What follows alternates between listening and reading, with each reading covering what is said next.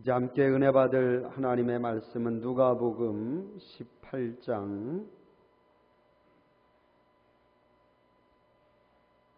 누가복음 18장 9절에서 14절의 말씀입니다. 누가복음 18장 9절에서 14절의 말씀.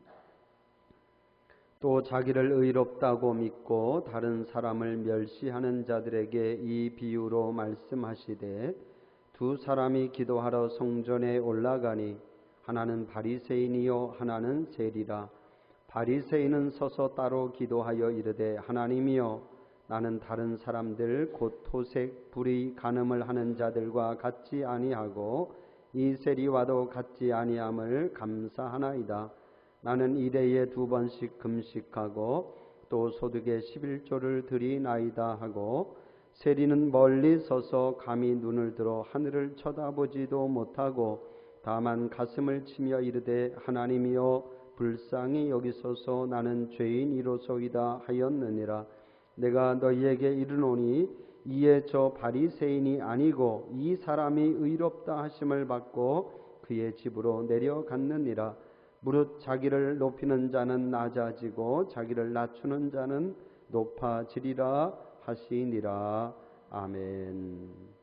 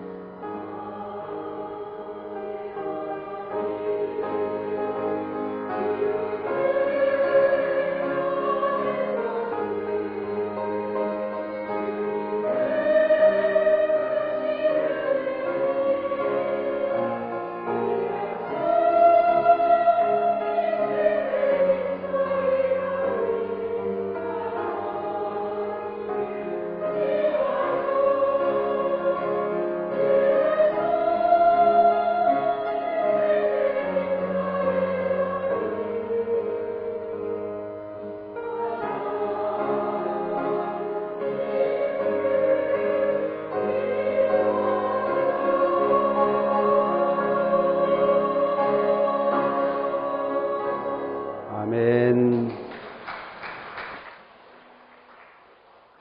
할렐루야. 옆에 계신 분들하고 한번 인사하시죠. 사랑하고 축복합니다. 잘 오셨습니다. 잘 오셨습니다. 오늘 실록의 계절 5월의 첫 주일에 주의전을 찾아 예배한 우리 모든 성도들, 또 영상으로 예배 함께한 우리 모든 성도들에게 하나님의 큰 은총과 축복이 함께하기를 주님의 이름으로 간절히 축원합니다. 5월은 계절 중에서 가장 아름답고 가장 좋은 달입니다. 진한 초록이 주는 은총과 생명과 또 기쁨이 있는 그런 달입니다. 이 좋은 계절 5월에 우리 성도들의 가정에도 좋은 일만 넘쳐나고 또 행복한 일들이 넘쳐나기를 주님의 이름으로 축복합니다. 특별히 우리가 오늘은 어린이 주일로 지킵니다. 우리 교회 어린이들 많지는 않지만 그래도 우리 자녀들 참 귀한 자녀들입니다. 여러분들이 더 많이 사랑해 주시고 격려해 주시고 또 축복해 주실 수 있기를 바랍니다. 오늘은 누가복음 18장의 말씀을 통해서 바리새인과 이 세리의 기도인데, 오늘 이 말씀을 통해서 주님이 싫어하는 것이라는 제목으로 함께 말씀의 은혜를 나누려고 합니다. 이 말씀은 우리가 잘 알고 있는 말씀이고 예수님이 비유로 말씀하시는 그러한 내용입니다. 오늘 이야기는 그런 이야기죠. 두 사람이 기도하러 성전에 올라갔다 이렇게 말합니다. 한 사람은 바리새인이고 한 사람은 세리입니다. 여러분, 이 설정 자체가 참 재미있어요. 바리새인과 세리, 너무나 다른 사람들입니다. 둘 다 당시의 백성들에게 주목받는 그런 사람들이었는데, 근데 그들은 너무나 다르게 주목을 받았던 사람들이죠. 먼저 바리새인은 외형적으로는 하나님을 가장 잘 섬기는 그런 자들입니다. 하나님의 계명과 율례를 철저하게 정확하게 지키던 자들이었고, 그런 면에서는 사람들로부터 존경을 받았죠. 그런데 바리새인들은 존경을 받으면서도 또 한편으로는 사람들로부터 미움을 받았습니다. 그것은 왜냐하면 자신들과 같이 살지 못하는 자들을 경멸하였고 저들이 무시하였기 때문이죠. 여러분, 그렇습니다. 누구든 자신을 무시하고 못마땅하게 여기는 자들을 좋아할 사람은 없습니다. 그런 면에서 바리새인들은 존경을 받으면서도 또 한편으로는 또 사람들로부터 미움을 당하기도 했습니다. 반면에 세리는 어떤 자들입니까? 세리는 당대의 사람들로부터 손가락질 받는 그런 자들이었습니다.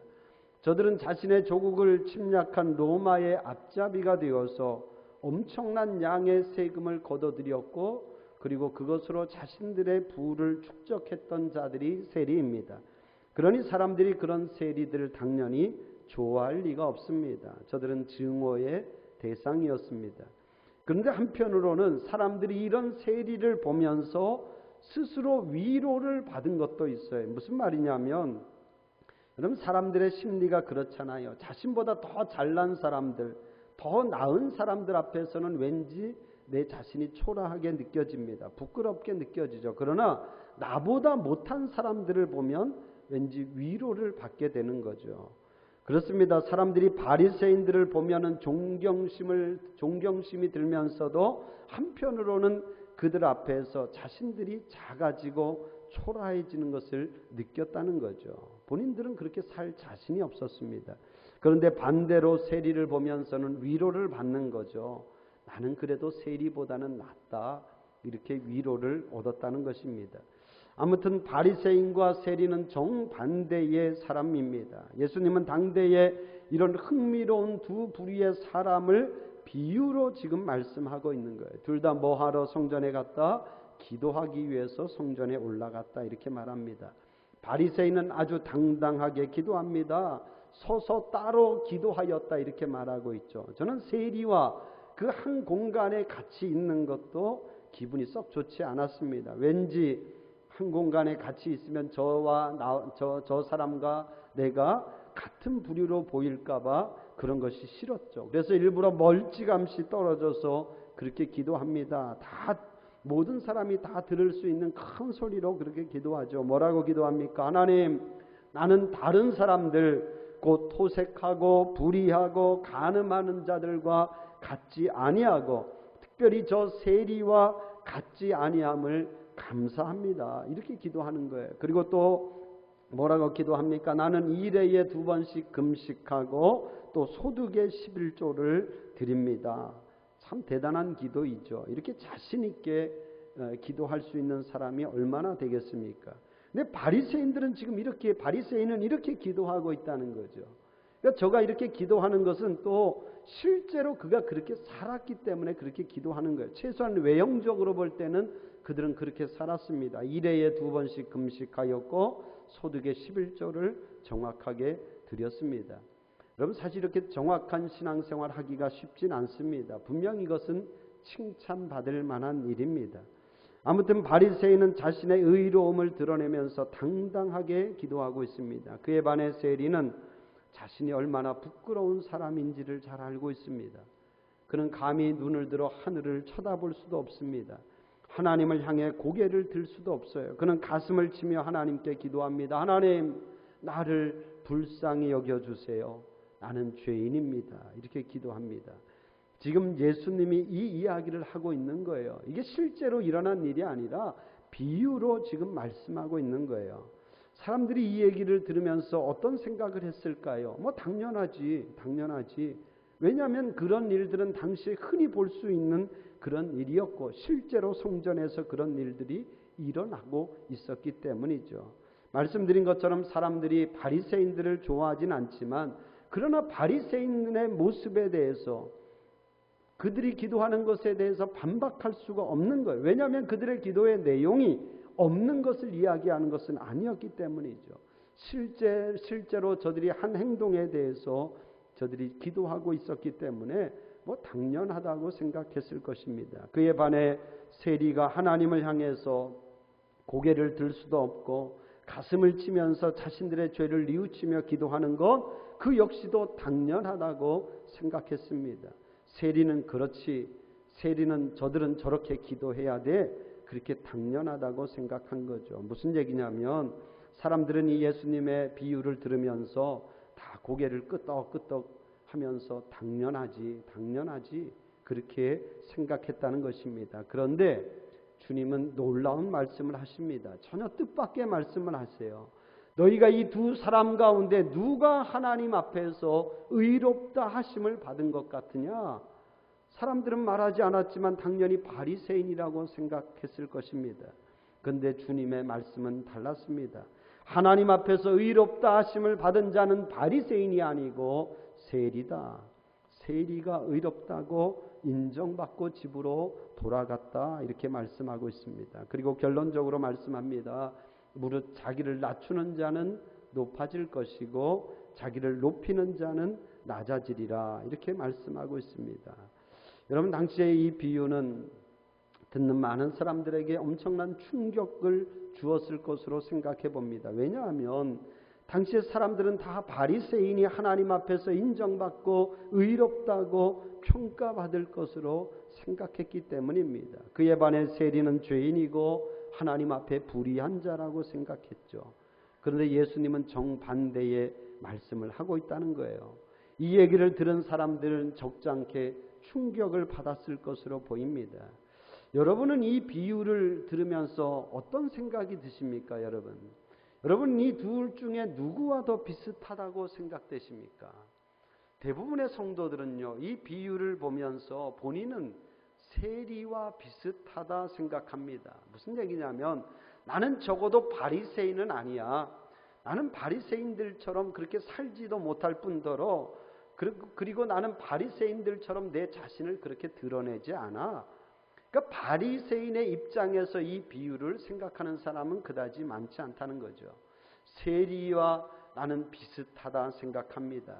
물론 대다수의 성도들이 세리처럼 그렇게 큰 죄는 아니어도 우리는 한 주간을 살면서 죄를 범합니다. 그리고 주일에 와서는 하나님 제가 잘못했습니다. 잘못 살았습니다. 용서해 주세요. 회개합니다. 그런 면에서 나는 세리와 비슷하다 생각합니다. 그런데 여러분 우리 마음속에는 바리새인과 같은 마음이 그럼 없냐 하는 것이죠. 바리새인과 같은 마음이 하나님 앞에서 내 자신을 드러내고 싶고 하고 인정받고 싶어 하는 이런 마음이 없냐 하는 그런 말씀입니다. 바리새인의 모습이 우리 속에 다 있다는 것입니다. 저부터도 그런 마음이 우리 안에 다 있다는 거예요. 그래도 나는 신앙생활을 잘해. 나는 그래도 신앙생활을 바르게 해. 이런 생각들이 우리 안에 있다는 거예요. 근데 여러분, 우리가 잘 봐야 됩니다. 예수님이 이 비유를 누구 들으라고 이 비유를 하고 있을까요? 여러분, 세리 같은 사람들이 이 비유를 들으라고 말씀하고 있을까요? 아니면 바리새인들 같은 자들에게 이 비유를 말씀하고 있을까요, 여러분? 바리새인들 같은 자에게 이 비유를 말씀하고 있다는 거예요. 여러분, 다시 한번 9절 말씀을 한번 보시죠. 9절 말씀 같이 한번 읽어보겠습니다. 시작. 또 자기를 의롭다고 믿고 다른 사람을 멸시하는 자들에게 이 비유로 말씀하시되, 예수님은 이 비유를 이야기하는 그 목적을 분명히 하고 있어요. 자기를 의롭다고 믿고 다른 사람을 멸시하는 자들아 들으라, 너희는 들으라 하면서 이 비유를 말씀하고 있다는 거죠. 여러분, 우리는 이 비유를 바리새인의 입장에서 이 비유를 우리가 봐야 된다는 거죠. 그러지 않고 나는 세리와 같아, 이렇게 우리가 이 비유를 보면 예수님이 말씀하는 그 중요한 포인트를 우리는 놓치고 말 수 있다는 것입니다. 그래서 제가 오늘 설교 제목을 좀 고민을 했어요. 세리의 입장에서 좀 긍정적으로 하면 주님이 좋아하시는 것, 이렇게 해야 되는데 그렇게 할 수가 없더라고요. 왜 그러냐면 예수님이 이 비유를 바리새인들을 향해서 이 비유를 하시는 말씀이기 때문에, 내가 너희를 싫어한다, 내가 너희를 싫어한다는 거예요. 그 싫어하는 것이 뭐냐는 거예요. 우리가 그걸 아는 것이 이 비유의, 이 말씀에 우리가 중요한 그 포인트를 우리가 잡는 것이라고 하는 그러한 말씀입니다. 여러분, 그렇습니다. 예수님은 당시에 바리새인들을 좋아하지 않았습니다. 좋아하지 않은 정도가 아니라 아주 싫어했어요. 스스로 대단히 신앙생활 잘한다고 생각하고, 또 많은 사람들에게 어떤 칭찬받던 자들이었지만, 그러나 유독 예수님은 그들을 싫어하셨습니다. 아주 냉정하게 그들을 대하셨고 그들의 믿음을 아주 혹독하게 냉혹하게 평가하셨다는 거죠. 왜 예수님이 바리새인들을 싫어하셨을까? 한 3가지 정도 오늘 말씀을 통해서 한번 보려고 합니다. 첫 번째, 외식입니다. 외식. 주님은 외식하는 자를 싫어하십니다. 할렐루야. 같이 한번 해봐요. 외식하는 것을 싫어하십니다. 자, 12절의 말씀 같이 읽어봅니다. 시작. 나는 일해에 2번씩 금식하고 또 소득의 11조를 드리나이다. 이게 바리새인의 기도 있잖아요. 근데 사실 바리새인은 외형적인 신앙생활에 있어서는 정말 철저한 사람입니다. 일해에 2번씩 금식하고 소득의 11조를 정확하게 드리고. 여러분, 신앙의 외형, 다르게 말하면 외형 있잖아요. 외식이 잘못된 것은 분명 아닙니다. 오히려 사실 칭찬받을 만한 일이죠. 여러분, 금식해 보신 분들 알겠지만 금식하는 게 얼마나 어렵습니까? 그러니까 일주일에 2번 금식하는 거 쉬운 일이 아닙니다. 그거 칭찬받을 만한 일입니다. 그러니까 바리새인들도 금식하고 싶어서 했겠습니까? 하나님의 계명과 율법이기 때문에 그렇게 했던 거죠. 여러분, 그렇습니다. 계명이라고 모든 사람들이 다 지키지 않습니다. 금식도 그렇지만 11조만 해도 그래요. 11조도 하나님의 계명이잖아요. 우리가 반드시 지켜야 될 하나님의 말씀이고 계명이지만 우리는 이런저런 이유로 11조 생활이 온전히 안 됩니다. 물론 대다수의 성도들이 11조를 드리긴 드리지만 안 드리는 건 아니지만, 그러나 정확한 11조를 드리는 사람들은 사실은 생각보다 그렇게 많지 않습니다. 그러니까 사실 11조 믿음이 대단한 것 아닌데 오늘날은 대단한 믿음이 되었어요. 온전한 11조를 드리는 믿음이 오늘날은 대단한 것처럼 되어버렸습니다. 여러분, 사실 11조는 당연한 것입니다. 할렐루야.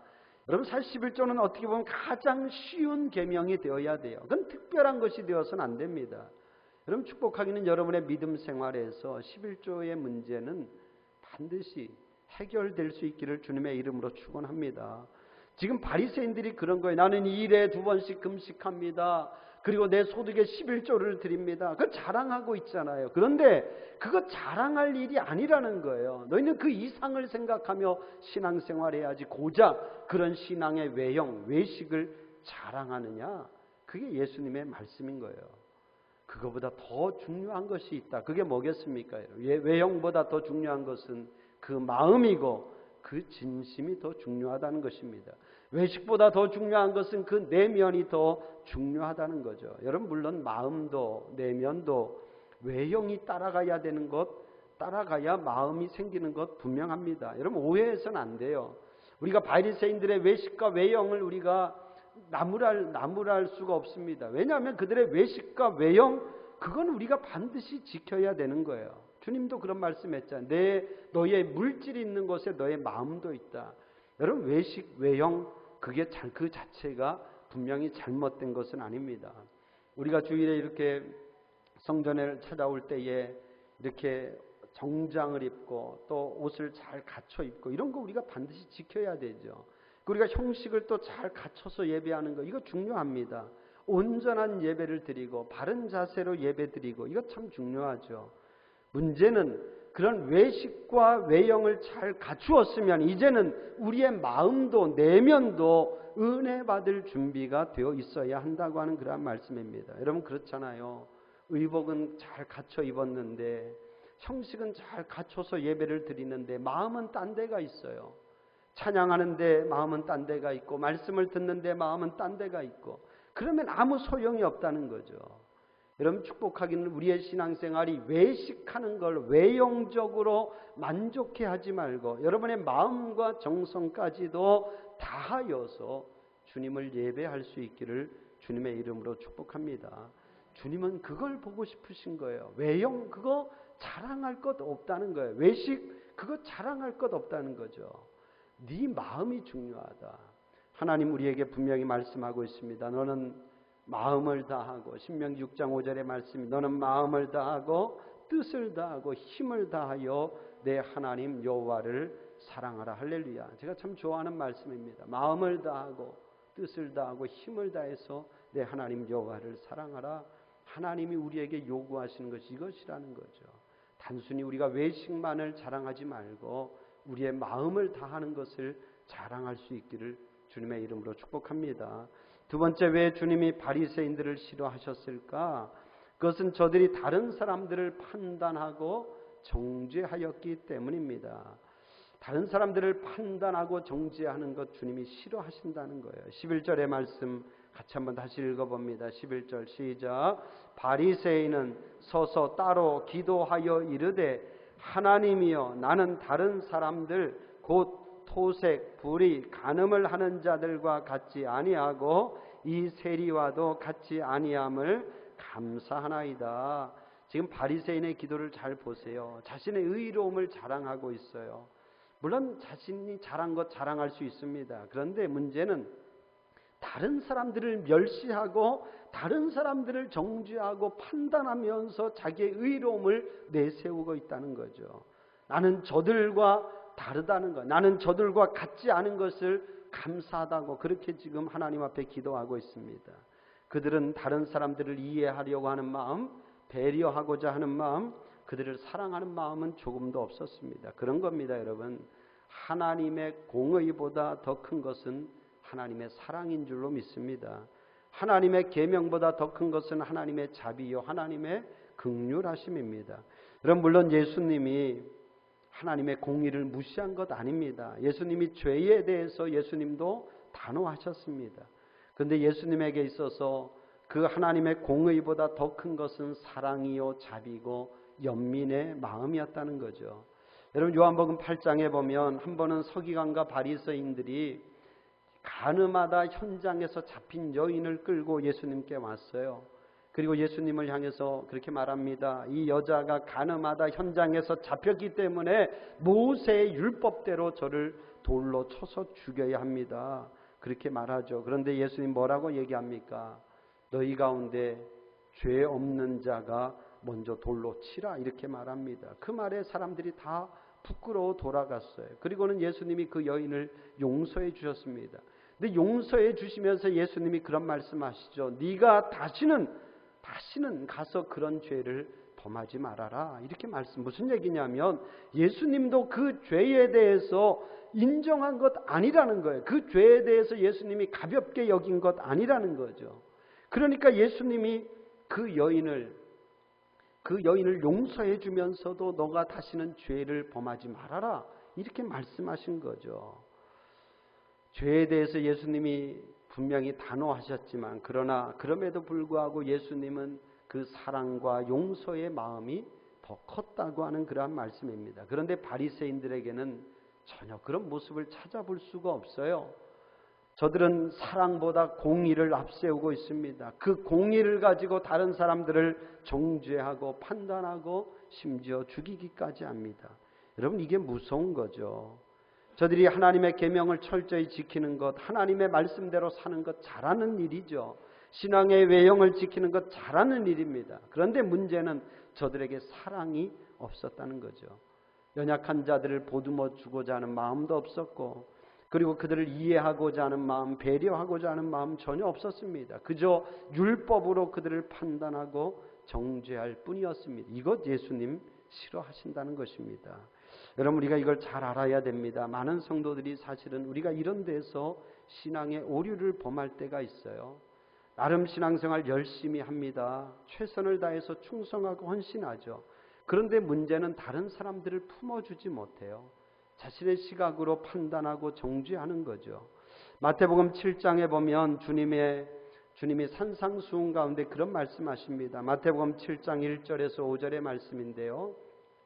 여기 앞에 화면에 있죠. 한번 우리 같이 한번 읽어봐요. 마태복음 7장 1절에서 5절 시작. 비판을 받지 아니하려거든 비판하지 말라. 너희가 비판하는 그 비판으로 너희가 비판을 받을 것이요 너희가 헤아리는 그 헤아림으로 너희가 헤아림을 받을 것이니라. 어찌하여 형제의 눈 속에 있는 티는 보고 네 눈 속에 있는 들보는 깨닫지 못하느냐. 보라, 내 눈 속에 들보가 있는데 어찌하여 형제에게 말하기를 나로 네 눈 속에 있는 티를 빼게 하라 하겠느냐. 외식하는 자여, 먼저 네 눈 속에서 들보를 빼어라. 그 후에야 밝히 보고 형제의 눈 속에서 티를 빼리라. 외식하는 자여, 바리새인들이잖아요. 외식하는 자여, 먼저 네 눈 속에서 들보를 빼어라. 그리고 나서 네가 형제에 대해서 말할 수 있다. 이렇게 주님이 말씀하고 있는 것입니다. 여러분, 그렇습니다. 교회는 다양한 사람들이 모이는 곳입니다. 특별히 교회는 부족한 사람들이 모이는 곳입니다. 허물이 있고 죄가 있고 또 연약한 자들이 모이는 곳이 교회잖아요. 여러분, 절대로 잘난 사람들 교회 오지 않습니다.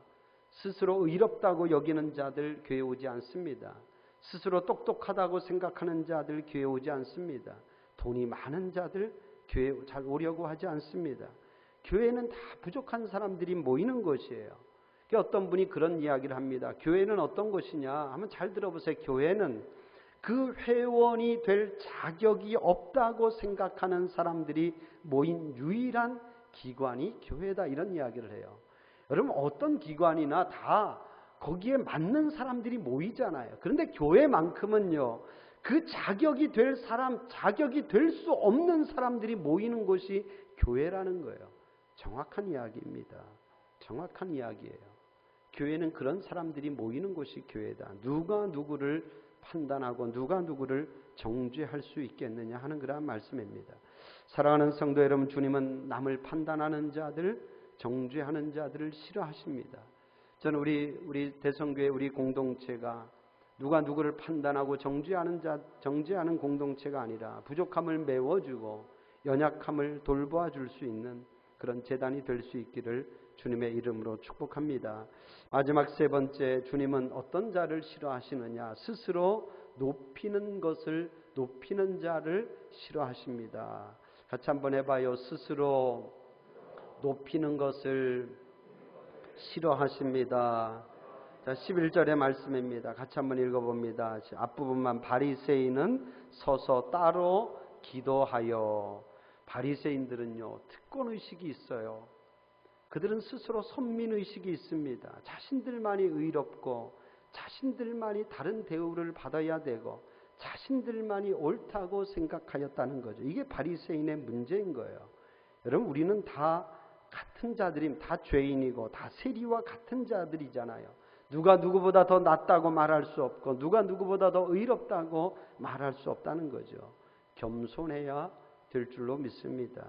특별히 교회에서 먼저 된 자들은 더 겸손해야 됩니다. 먼저 택함 받은 것 우리가 자랑할 것이 아니라 더 감사해야 되고 더 많이 충성할 수 있었음을 감사할 수 있기를 주님의 이름으로 축복합니다. 그것이 특권의식이 되고 교만함이 되어서는 안 된다고 하는 그러한 말씀이죠. 더 겸손해야 될 줄로 믿습니다. 제가 전에 상계동 슈바 있죠. 그 김경희 장로님, 우리 감리교회 그 정동제일교회 원로 장로님이셨는데 저는 참 귀한, 정말 훌륭한 그런 분이라고 생각을 합니다. 그분이 작년 10월 달에 101세의 나이로 천국 가셨는데 제가 그분을 만난 것은 1996년도예요. 한번 그 얼굴을 한번 좀 보여주세요. 이렇게 한번. 저분입니다. 김경희 장로님. 지금 이미 고인이 되셨고 천국에 가셨어요. 제가 저분을 처음 만났을 때도 80 가까이 된 연세였는데 그때도 저렇게 진료를 하고 계셨습니다. 예, 됐습니다. 참 훌륭하신 분인데 이분이 그 옛날에 의료보험 제도가 생기기 전에 저 상계동 그 가난한 사람들을 무료 진료해 주셨어요. 가난한 학생들 장학금을 주고 공부할 수 있도록 해주고 장애인들을 위해서 차량 지원을 봉사활동을 했습니다. 그리고 제가 당시에 섬기던 서울의 그 창동의 은명교회라고 하는 이 교회를 그분이 봉헌하셨어요. 봉헌하셨습니다. 그분이 당시에 창동역 앞에 그 담화 빌딩이라고 있는데 그 빌딩 7층을 당신이 소유하고 계셨는데 그 한 층, 7층, 그 한 층 120평 되는 건물이에요. 120평 되는 그 층인데 우리 교회 요거보다 조금 더 크겠죠. 그 한 층을 당신이 온전히 교회로 봉헌하셨습니다. 지금 시세로 하면 뭐 대단하겠죠. 근데 그분이 아무튼 그걸 하나님 앞에 온전히 봉헌하셨어요. 근데 여러분, 그게 돈이 많다고 할 수 있는 일이 아니잖아요. 그건 정말 믿음이 없이는 할 수 없는 일입니다. 근데 그분이 그 교회를 봉헌하고 어떻게 하시냐면요, 한 달에 한 번 그 교회를 오셨어요. 그리고 교회 일에 일체 관여하지 않았습니다.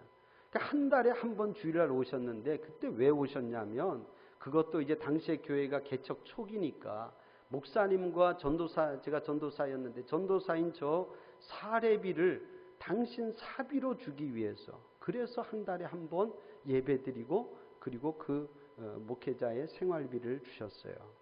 근데 그분이 그렇게 하실 수 있는 것은 참 그 장로님의 믿음도 참 귀하였지만 그 부인 권사님이요 참 지혜가 있고 믿음이 너무 좋았습니다. 그러니까 아예 그 부인 권사님이 장로님, 당신이 이 교회를 봉헌했다고 당신이 그 교회의 주인이 되어서는 안 된다. 당신이 매주 그 교회에 가서 예배를 드리면 목사님도 목회가 힘들고 당신도 은근히 그 교회에 어떤 주인의식이 생기기 때문에 절대로 그렇게 하지 말자. 우리는 정동제일교회, 사실은 그 교회 가까이에 계셨거든요. 그래도 먼 정동제일교회 가서 예배 생활하자 이렇게 하셔서 오질 않으시더라고요. 그리고 그 장로님이 당시에 여러 활동들을 하셨는데 여러 모임들을 하다 보면 언제든지 교회에서 모임을 할 수 있잖아요. 왜냐하면 당신이 봉헌한 교회니까 당신이 그 좋은 일 하는데 같이 모일 수 있잖아요. 그런데 그 부인 권사님이 절대로 그렇게 하지 못하도록 했어요. 당신 개인적으로 그 교회를 공간을 써서는 안 된다. 그 부인 권사님이 그렇게 말씀하시고 장로님의 믿음이 그래서 그분들이 그렇게 봉헌하고 그렇게 믿음 생활했습니다. 제가 참 보면서 정말 참 귀한 믿음이다. 참 정말 귀한 믿음이다. 제가 참 많이 배웠습니다. 여러분 정말 참 겸손하게 그렇게 신앙생활을 해야 될 줄로 믿습니다. 주님이 이 비유를 우리에게 말씀하시는 것도 그런 거예요. 겸손하게 자기를 낮추면서 신앙생활하라. 드러내지 말고 높아지려고 하지 말라는 거죠. 무릇 자기를 높이는 자는 낮아지고 자기를 낮추는 자는 높아지리라. 할렐루야. 이것이 주님이 말씀을 하시는, 이 비유를 말씀하시는 결론의 말씀입니다. 사랑하는 성도 여러분, 주님은 진실한 마음 없이 외식하는 자를 싫어하십니다. 사랑하고 이해하고 긍휼히 여기기보다 남을 함부로 판단하고 정죄하는 자를 싫어하십니다. 그리고 스스로 높아지려고 하는 것 주님이 싫어하십니다. 오늘 어린이 주일입니다. 여러분, 우리가 다시 한번 어린아이들과 같이 자신을 낮추고 겸손함으로 믿음 생활할 수 있는 저와 여러분, 우리 대성의 모든 교우들이 될 수 있기를 주님의 이름으로 간절히 축원합니다. 기도하겠습니다. 하나님, 더 겸손하게 하시고 더 진실한 마음으로 믿음 생활하게 하여 주시옵소서. 어린아이들과 같이 하나님, 우리가 스스로 낮추게 하여 주시고, 또 하나님, 우리의 마음과 정성을 다하여 신앙생활하며 우리의 외식을 자랑하지 않도록 하나님 도와 주시옵소서. 하나님, 우리 재단을 사랑해 주시고 축복해 주셔서 우리가 서로를 서로 귀히 여기고 존중히 여기며 배려하며 또 서로 용서하고 이해하며 하나 되는 우리 재단 될 수 있도록 하나님 축복하여 주시옵소서. 감사드리오며 예수님의 이름으로 기도합니다. 아멘.